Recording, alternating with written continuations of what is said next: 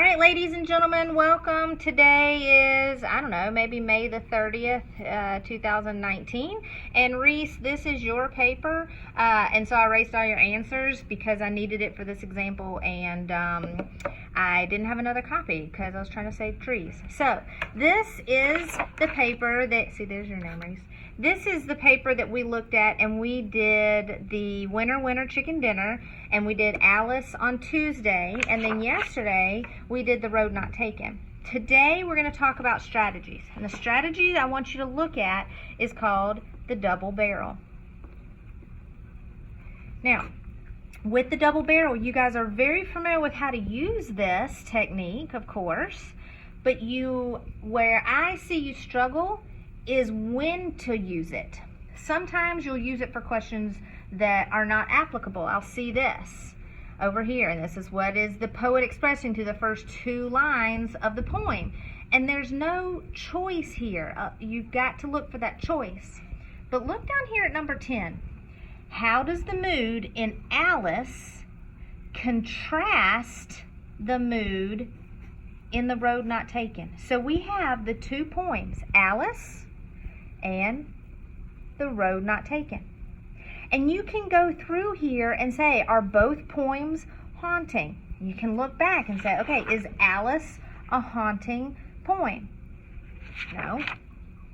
And then The Road Not Taken, is that a haunting poem? Well, even if you're like, well, I'm not sure, and put a question mark there, you know that A is not going to be the answer because you have to have both check marks here.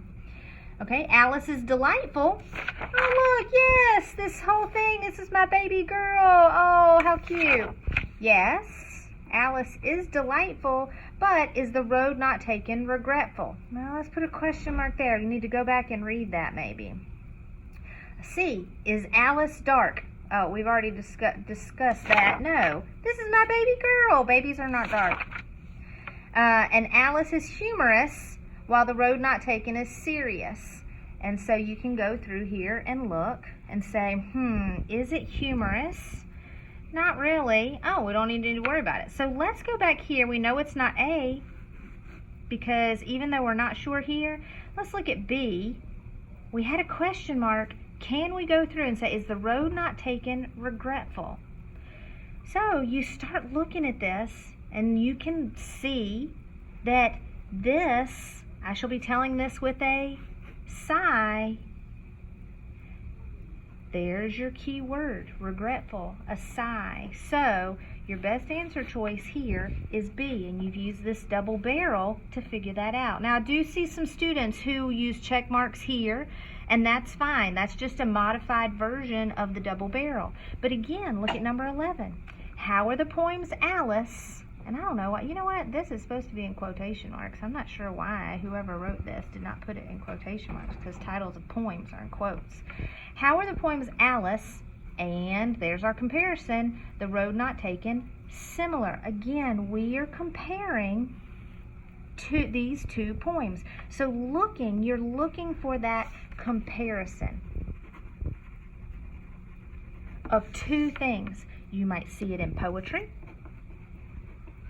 You might see it in informational text.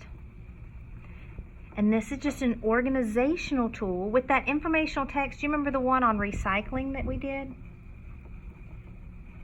They had the two texts to use and make that comparison.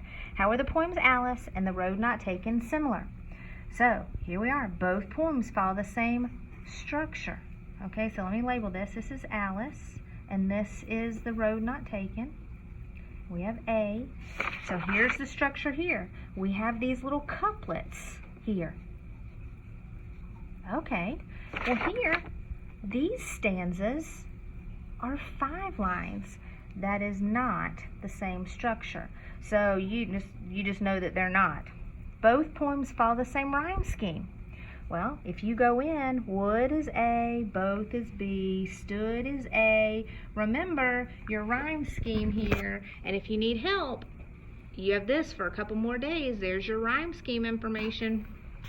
And so you can look at that. Go A, B, A, could, both. Oh, that's a C. Growth, both. That's a B. Okay, so there's your rhyme scheme here. Skies, eyes, that's A. Well, you already know that they do not have the same rhyme scheme. Both poems are written in third person omniscient, where the speaker is, there's what tells you in case you're like, I don't know what omniscient means. Godlike, with unlimited knowledge. Omni, remember we talked about the Omnitrix with Ben 10? So omni means all-knowing, okay? And so both poems are written in third person. Well, here it is. Sorry, I could not travel both. Road Not Taken is not written in third person. So you don't even have to look back because you can't look. I took the one less traveled. That is very obviously first person. Both poems use, this is the only one left. So it has to be that because you are certain about these. There was no question marks like you had in here where you might need to go back and visit. This was without a doubt a certain answer that both poems use figurative language and nature.